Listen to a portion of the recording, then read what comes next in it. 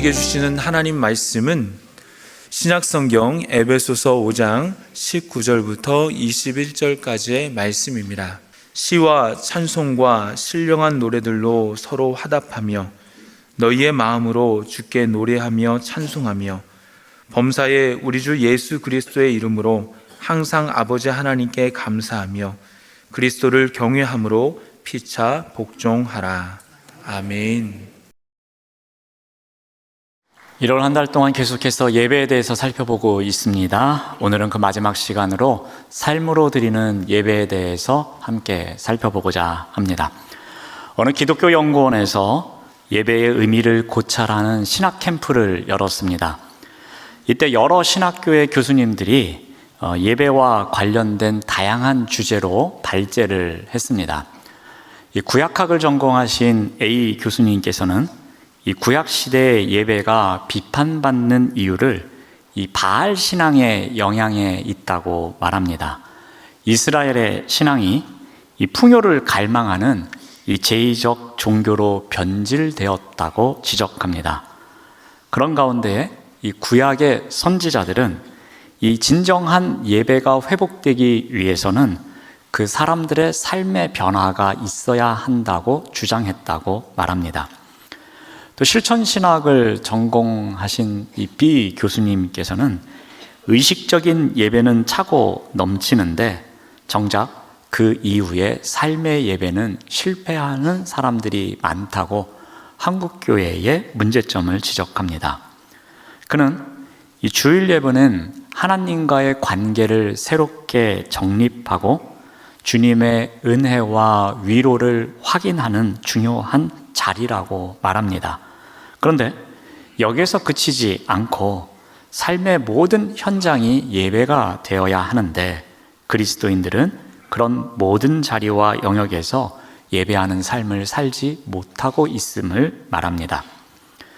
또 신약학을 전공하신 C 교수님께서는 세례 요한, 예수님, 그리고 사도 바울 역시 예배와 삶이 분리되어 있는 위선적 영성을 비판하였다고 주장합니다.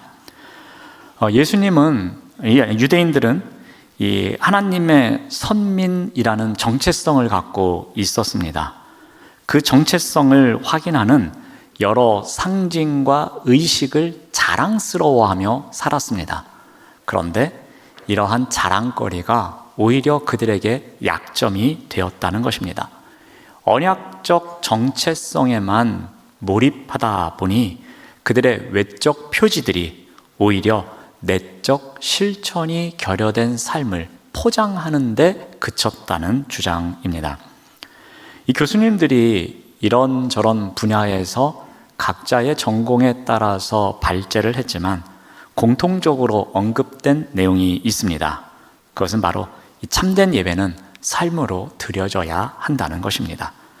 삶과 연결되지 않는 예배는 진정한 예배가 아니며 때론 경건한 예배를 드리는 척하는 모습이 오히려 경건하지 못한 실제 삶을 포장하고 있다는 것입니다. 이날 주제 강연을 담당한 교수님들은 결국 우리의 삶 자체를 거룩한 예배로 드리는 것이 중요함을 강조하고 있습니다. 자, 그러면 삶으로 드리는 예배란 무엇인가입니다. 이에 대해서 어느 예배학 교수님은 다음과 같이 정의하고 있습니다. 우리의 일상생활을 구성하는 모든 영역과 활동 가운데 하나님을 우리의 왕과 주인으로 인정하고 삶의 현장을 통하여 주께서 맡기신 사명을 감당함으로써 주님을 영화롭게 하려는 마음 자세, 이것을 삶으로 드리는 예배라고 정의하고 있습니다. 여기에는 핵심 사항 3가지가 들어가 있습니다. 삶으로 드리는 예배 또한 그 예배를 받으시는 대상은 하나님이라는 것입니다. 그리고 우리가 삶으로 드리는 예배의 자리에서 그 하나님을 우리 인생의 주권자로, 주인으로 인정하는 것이 있어야 한다는 것입니다.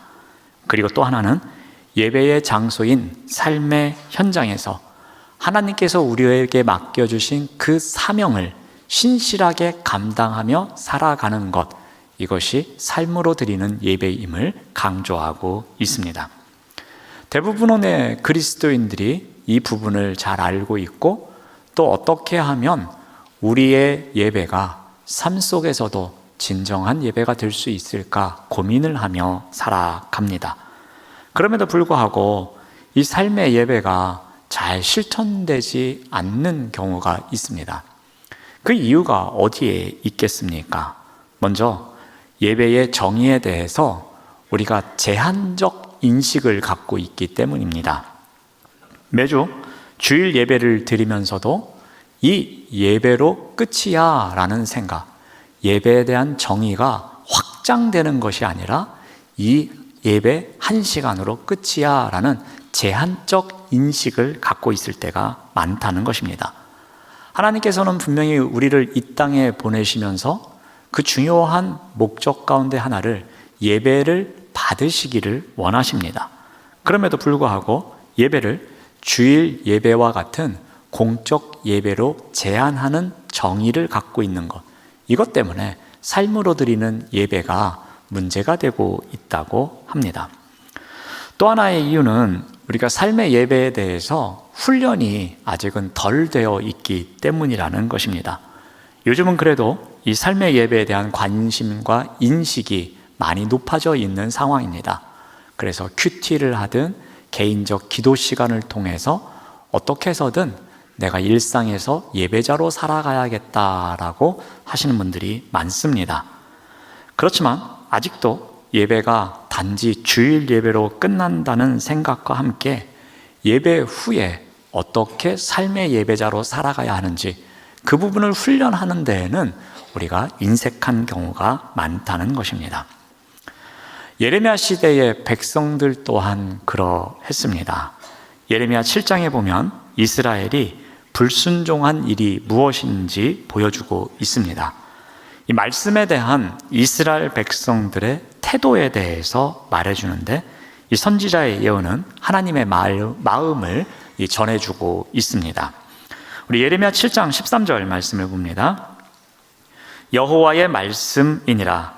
이제 너희가 그 모든 일을 행하였으며 내가 너희에게 말하되 새벽부터 부지런히 말하여도 듣지 아니하였고 너희를 불러도 대답하지 아니하였느니라. 이스라엘 백성들의 불순종에 대해서 지금 하나님께서 진노하고 계십니다. 하나님은 그 땅의 모든 소산이 멸망하게 될 것이라고 말씀하십니다. 그런데 무엇 때문에 그렇게 말씀하십니까? 이스라엘 백성들이 말씀에 귀를 기울이지 않았기 때문이라고 말씀하십니다. 그런데 그 이유가 무엇인가 하면은 그들이 드리는 제사에 대해서 말씀하십니다. 우리 21절 말씀을 봅니다. 만군의 여호와 이스라엘의 하나님께서 이와 같이 말씀하시되 너희 희생제물과 번제물의 고기를 아울러 먹으라. 하나님은 지금 이스라엘 백성들이 예배를 드리고 있습니다. 그러면서 제물을 모아서 드립니다. 그런데 하나님께서는 어떻게 말씀하십니까? 너희들이 내 말씀에 귀를 기울이지 않았기에 이 드리는 제물을 내가 진심으로 받을 수가 없다는 것입니다. 너희들의 그런 의식적인 행위가 전혀 삶과는 거리가 먼 말씀을 지키지 않는 너희들의 모습이기에 내가 그 제물을 받을 수 없다는 것입니다. 그래서 너희는 너희 희생제물과 번제물의 고기를 너희가 먹어라 라고 말씀하시는 겁니다. 너희가 지금 예배를 드리고 있지만, 너희가 지금 제사를 드리고 있지만 나는 너희들이 드리는 그 제사에 관심이 없다는 것입니다. 그러니 그 바친 제물 너희나 먹어라, 이렇게 말씀하고 있는 것입니다. 왜 이러한 일이 일어났습니까? 이것은 예배자들이 말씀대로 살지 않았기 때문입니다. 그들이 드리는 예배가 하나님을 기쁘시게 하지 못하고 있기 때문에 일어난 일이었습니다.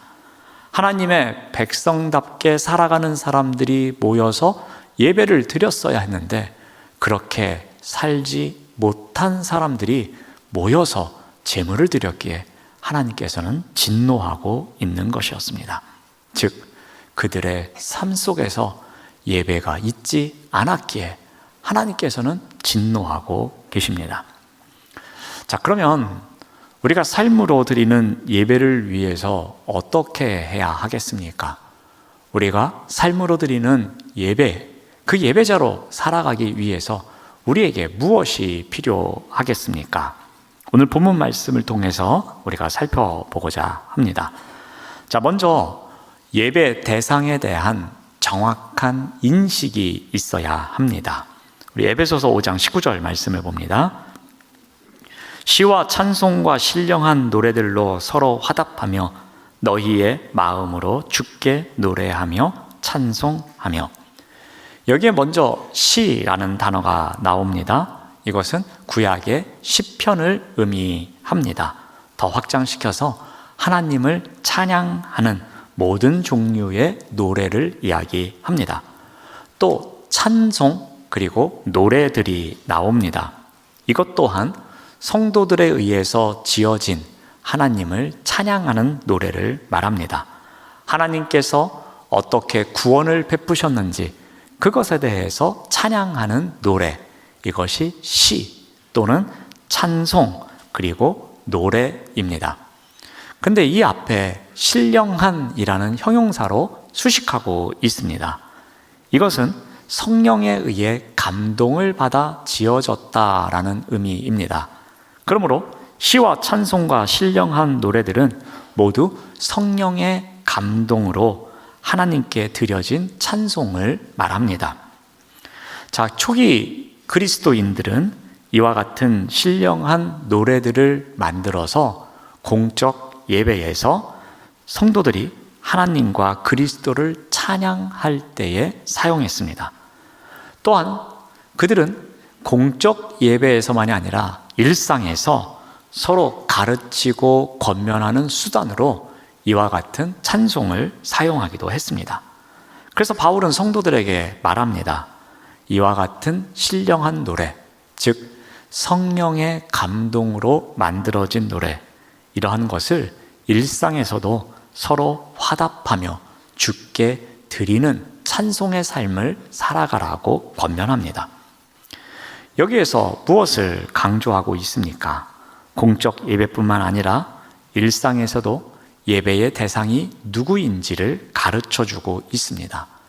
그 하나님의 구원을 찬양하는 노래, 성령님께서 인도해 주시는 가운데 만들어진 그 찬양을 공적 예배든 일상의 삶이든 어디에 있든지 그 하나님께, 주님께 찬양을 드리는 삶을 살아가십시오라고 권면하고 있습니다. 자, 그렇다면 우리가 이러한 삶을 일상에서 살아가기 위해서 어떻게 해야 하겠습니까?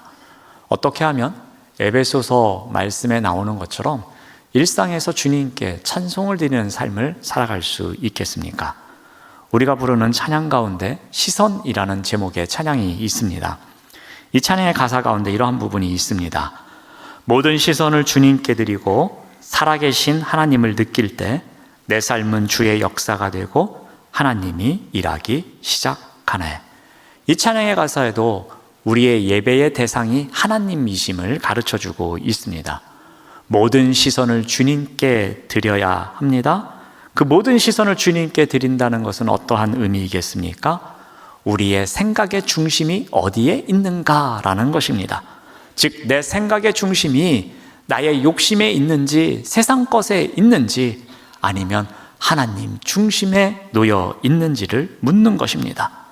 이러한 때에, 즉 우리의 시선이 하나님께로 향할 때에 우리가 살아계신 하나님을 느낄 수 있습니다. 하나님과 동행한다는 것입니다. 그럴 때 우리의 삶은 하나님께서 써 나가시는 역사가 되는 것이며 하나님께서 일하는 시간이라고 고백하고 있습니다. 하나님을 전적으로 신뢰하는 믿음으로, 즉 하나님을 늘 바라보는 시선을 갖고 살아갈 때에 우리가 그 일상에서 예배의 대상이 되신 하나님을 위해서 하나님을 찬양하며 살아갈 수 있음을 가르쳐 줍니다. 그러므로 우리의 일상에서 이와 같은 예배의 대상이 누구인지 명확한 인식을 갖고 있어야 합니다. 우리가 공적 예배에서는 찬송을 드리면서 그 대상이 누구인지 명확하게 알고 있습니다. 그래서 때로는 손을 들고 찬양하고, 때로는 눈물을 흘리며 찬양하며, 때로는 그 먹먹한 마음을 움켜쥐며 하나님께 아뢰며 찬양을 드리기도 합니다. 온전히 하나님을 찬양하는 예배를 드립니다. 근데 일상에서는 우리가 그 대상이 하나님이 아닐 때도 있다는 것입니다. 하나님께 시선을 집중하며 하나님을 찬양하는 삶을 살아가야 되는데, 그 찬양의 대상이 우리의 욕심에 머물 때가 있다는 것입니다. 예배의 대상이 하나님과 거리가 멀어질 때가 있습니다. 바로 여기에서 우리의 삶의 예배가 무너지기 시작합니다. 예배의 순수한 열정이 사라지며 다른 것을 향한 열정으로 가득할 때가 많다는 것입니다. 그러므로 사랑하는 여러분, 우리의 일상에서 예배의 대상이 하나님이 될 때에, 즉 우리의 시선이 하나님께로 향할 때에 우리의 삶의 자리는 온전한 예배로 가득할 수 있는 것입니다. 우리의 일상에서 언제나 시선을 예배의 대상인 하나님께 고정한 삶을 살아가시길 바랍니다. 하나님을 찬양하는 찬송으로 우리의 일상이 가득해야 할 것입니다. 자, 두 번째로 우리가 삶으로 드리는 예배에 필요한 것은 우리 일상의 주권이 하나님께 있음을 인정해야 합니다. 우리 에베소서 5장 20절 말씀을 봅니다. 범사에 우리 주 예수 그리스도의 이름으로 항상 아버지 하나님께 감사하며. 자, 하나님은 예수 그리스도를 통해서 우리를 자녀로 삼아 주셨습니다. 그리고 그 자녀들의 아버지가 되셔서 가장 자비로우시며 각양 좋은 은사와 온전한 선물 주시기를 기뻐하십니다. 그러한 하나님을 우리의 아버지로 인정하고 하나님 아버지께 지속적으로 감사하는 삶을 우리가 살아가야 할 것입니다. 우리는 예수님의 이름으로 하나님께 감사해야 합니다. 자, 이는 우리의 삶을 책임져 주신다는, 우리의 삶의 주권자 되심을 믿음으로 고백하는 행위입니다. 그 주권을 인정하는 행동, 이것이 감사로 나타나는 것입니다. 그러니까 우리 일상에서도 이러한 감사가 늘 넘쳐나야 하는 것입니다. 하나님의 주권을 인정하는 가운데 이 일상 속에서 이끌어 주시는 하나님의 손길을 인정하는 그런 감사의 고백이 넘쳐나야 하는 것입니다. 자, 사무엘하 12장에 보면 이 다윗과 밧세바 사이에 태어났던 아이가 죽는 사건이 나옵니다. 자, 하나님께서 나단 선지자를 통하여서 이 아이가 죽을 것이라고 예언해 주셨습니다. 자, 그런데 다윗은 어떻게 합니까? 이 아이가 아프자마자 그 아이를 위해서 7일 동안 금식하며 밤이 새도록 기도의 자리에서 떠나지 않습니다. 자, 그러자 아이가 죽습니다. 그리고 신하들이 어떻게 해야 될지 머뭇거리고 있습니다. 지금 왕이 이 아이를 위해서 기도하는 가운데 7일 동안 먹지도 않고 잠도 안 자고 저렇게 하고 계시는데 이 아이가 죽었다고 보고를 드리면 이거 더 큰일 날 텐데 어떻게 하지? 이렇게 수근수근 거립니다. 자, 다윗이 보니 신하들이 이러한 모습을 보게 됐고 그래서 묻습니다. 그러자 아이가 죽었다고 보고합니다. 자, 이때 다윗이 어떻게 반응을 하는가 하면은 사무엘하 12장 20절 말씀을 봅니다. 다윗이 땅에서 일어나 몸을 씻고 기름을 바르고 의복을 갈아입고 여호와의 전에 들어가서 경배하고 왕궁으로 돌아와 명령하여 음식을 그 앞에 차리게 하고 먹은지라. 어떻게 보면 이러한 다윗의 행동은 비상식적인 행동입니다. 그래서 신하들이 보고 놀랍니다. 이해할 수가 없습니다. 아이가 죽었는데 어떻게 아버지인 왕이 저럴 수 있을까? 그래서 신하들이 질문을 합니다. 우리 21절 말씀을 봅니다.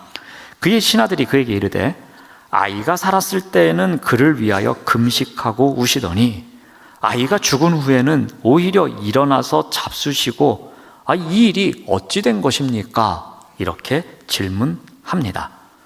원래대로 한다면, 우리의 상식으로 생각한다면 아이가 죽었다고 하면 더 크게 울었어야 했습니다. 그리고 오히려 음식을 차리기보다는 그 이후 더 며칠 동안, 더 오랜 기간 동안 아무것도 못 먹는 상황입니다. 이게 우리가 알고 있는 상식입니다. 그런데 어떻게 합니까? 울지도 않습니다. 오히려 깨끗하게 씻고 그리고 음식 좀 차리라고 그렇게 말합니다. 어떻게 이러한 일이 가능했겠습니까? 다윗이 냉정한 사람이어가지고 죽은 사람은 죽은 사람이고 산 사람은 산 사람이지, 그런 생각 때문에 이런 명령을 했겠습니까? 그 이유에 대해서 22절에서 23절에 다음과 같이 밝히고 있습니다. 이르되 아이가 살았을 때에 내가 금식하고 운 것은 혹시 여호와께서 나를 불쌍히 여기사 아이를 살려 주실는지 누가 알까 생각함이거니와 지금은 죽었으니 내가 어찌 금식하랴, 내가 다시 돌아오게 할 수 있느냐라고 말합니다. 여러분, 이 발언은 절대로 다윗이 냉정해서 한 이야기가 아닙니다. 그가 깨달은 것이 있었습니다. 무엇입니까? 철저하게 주권은 하나님께 있다는 사실입니다. 다윗은 자신의 죗값으로 아이가 죽은 사건을 경험합니다. 이 일을 통해서 그 아이를 어떻게 해서는 살려보기 위해서 금식하며 간절히 매달리며 기도의 자리로 나아갔습니다. 그런데 이 아이가 안타깝게도 죽었습니다. 그때 깨달은 것이 무엇입니까? 생사화복을 주관하시는 분은 하나님이시라는 사실을 깨닫습니다. 그 아이를 취하여 가신 분도 하나님이심을 믿음으로 고백하고 있는 것입니다. 생사화복을 주관하시는 하나님의 주권으로 데리고 가셨기에 그 주권을 인정하고 순응하는, 순종하는 다윗의 믿음을 보게 된 것입니다. 여기에서 우리가 중요한 교훈을 발견하게 됩니다. 우리의 일상에서도 다윗처럼 하나님의 주권을 인정하는 삶을 살아야 합니다. 언제 어디서나 어떤 상황에서도 하나님의 섭리와 주권을 인정하는 삶이 있어야 합니다. 그것이 공적 예배의 자리에서만 일어나는 것이 아니라 우리의 일상에서도 있어야 한다는 것입니다. 공적 예배의 자리에서 하나님은 우리의 생사화복을 주관하시는 분이십니다. 하나님은 제 인생의 주권자이십니다. 그렇게 예배는 드렸는데 일상에서는 그러한 고백과는 다른 삶을 살아가면 안 된다는 것입니다.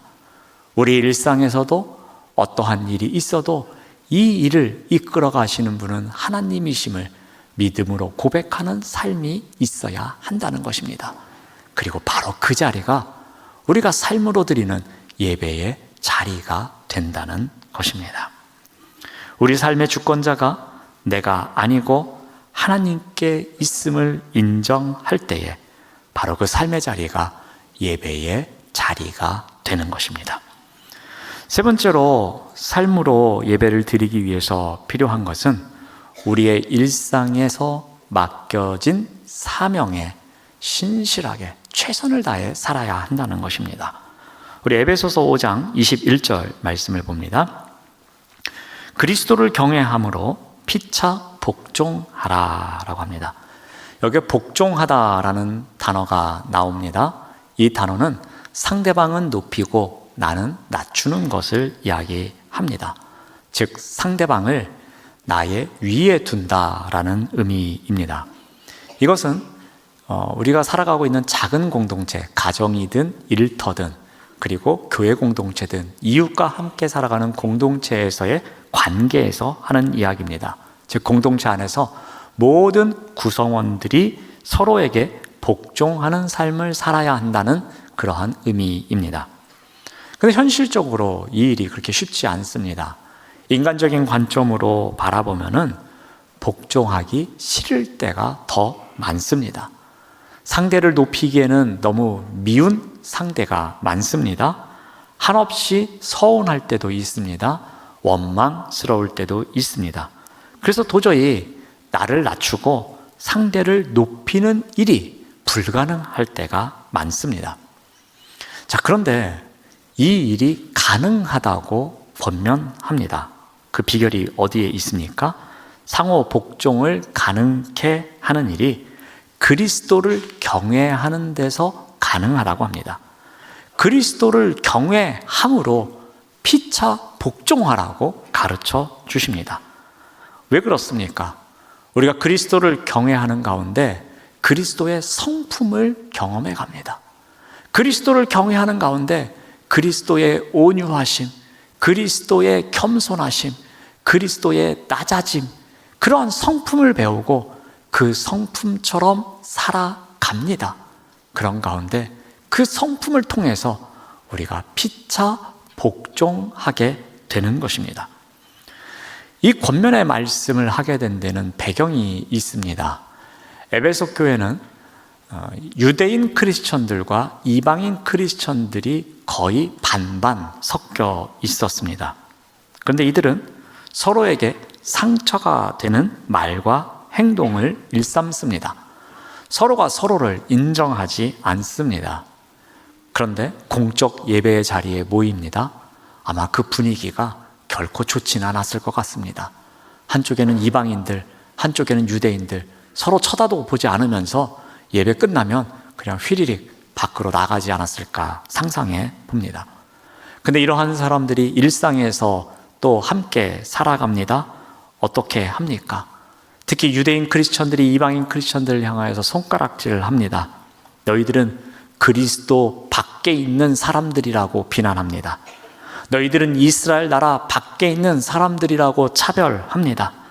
너희들은 약속을 받지 못한 외인들이라고 말합니다. 크고 작은 마찰을 일으키며 서로에게 상처를 주는 삶을 살아갑니다.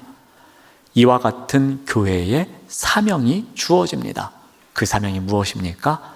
피차 복종하며 살아가십시오. 그 일이 잘 안 될 것입니다.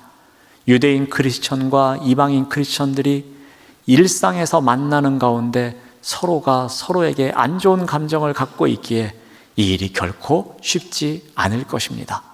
하지만 예수 그리스도를 경외하며 예수 그리스도의 성품을 배우십시오. 예수님은 중간에 막힌 담을 허물기 위해서 친히 그 육신을 들이셔서 그 중간에 막힌 담을 허문 분이십니다. 그 평화가 무엇인지 알려주신 분이십니다. 그러니 평강에 예수님께 배우십시오. 그러면 피차간에 복종할 수 있을 것입니다. 라고 권면하고 있습니다. 여기에서 우리가 중요한 교훈을 배웁니다. 우리의 일상에도 맡겨진 사명이 있습니다.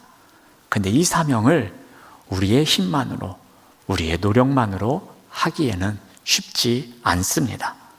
그 사명을 감당하는 자리에서 예수 그리스도를 경외하는 삶이 있어야 합니다. 우리가 일상에서 살아갈 때에 맡겨진 그 사명, 우리의 힘으로는 감당할 수 없지만 예수 그리스도의 성품을 배우며 그분의 온유함으로, 그분의 낮아지심으로, 그분의 섬김으로 사명을 다하는 삶을 살아갈 때에 바로 그 자리가 우리가 삶으로 드리는 예배의 자리가 되는 것입니다. 예수 그리스도의 방법으로 사명에 힘쓰는 삶이 우리 일상에 있어야 할 것입니다. 일상에서 예수 그리스도처럼 살아가는 사명을 다할 때 우리는 그 삶으로 예배를 드리는 예배자로 살아갈 수 있는 법입니다. 주일 예배는 우리가 일주일을 살아내기 위한 영적인 충전의 시간이 됩니다. 그래서 주일 예배는 정말 중요합니다. 그래서 주일을 꼭 지키십시오, 주일 성수하십시오 하면서 계속해서 이야기합니다. 대부분의 그리스도인들이 이 주일 예배를 통해서 성령의 능력을 힘입고 돌아가기를 소망합니다. 그래서 성전에 들어올 때는 지쳐있고 억지로 올 때도 있지만 성전문을 열고 나아갈 때는 이 1시간 정도의 예배를 통해서 얻은 힘을 갖고 내 일주일 동안 주님 안에서 승리하면 살겠다, 그런 각오로 나아갑니다. 이를 위해서 우리가 이 예배를 드릴 때에 영과 진리로 예배를 드리고 말씀에 귀 기울이며 찬송과 기도와 헌금을 드리며 우리가 예배의 자리로 나아갑니다. 자, 그러나 우리가 한 주일에 이 1시간 남짓 예배 드리는 것만이 전부가 되어서는 안 됩니다. 우리의 삶이 예배가 되어야 합니다. 기영도 시인이 이야기했던 것처럼 성경이 아니라 생활의 밑줄을 긋는 삶이 우리의 일상에 있어야 하는 것입니다. 우리의 삶으로 드리는 예배 또한 너무나도 중요합니다. 이를 위해서 무엇을 해야 하겠습니까? 오늘 3가지 언급해 드렸습니다. 먼저는 우리 일상에서의 예배의 대상도 하나님이십니다. 우리가 공적 예배에서만 하나님을 찬양하는 것이 아니라 우리의 삶의 자리에서도 똑같은 믿음으로 고백하는 찬송의 삶이 있어야 할 것입니다. 그 찬송을 받으시는 분이 하나님이심을 우리가 꼭 기억해야 합니다. 2번째로 하나님을 주인으로 인정하는 삶이 있어야 합니다. 일상은 내 거야, 일상의 삶은 내가 주인공이야, 그게 아니라 그 일상 또한 예배를 받으시는 하나님이 나의 주권자이심을 인정해야 할 것입니다. 그리고 마지막으로 삶의 자리에서 맡겨주신 사명의 자리, 그 사명의 자리를 신실하게 살아내기 위해 예수님처럼 예수님을 경외하는 마음으로 그 사명을 신실하게 감당해야 할 것입니다. 그렇다면 그렇게 살아가는 삶의 자리가 바로 우리가 드리는 예배의 자리가 되는 것입니다. 이와 같은 예배가 우리의 일상에 가득하시길 바랍니다. 이렇게 살아가는 사람에게 예상치 못한 방식으로 성령이 역사하실 것입니다. 그리고 무엇이 중요한지, 무엇이 주님의 뜻인지 우리에게 알려주시기도 합니다. 이런 예배의 신비가 우리 모두의 일상 가운데 함께 하시기를 간절히 소망합니다. 네, 기도하겠습니다. 하나님 감사합니다. 하나님이 우리의 예배를 받으시는 분이십니다. 하나님이 우리 일상의 주권자이십니다. 하나님이 맡겨주신 일상에서 사명을 다하는 삶을 살아가는 예배자가 되도록 인도하여 주시옵소서. 예수님의 이름으로 기도드립니다. 아멘.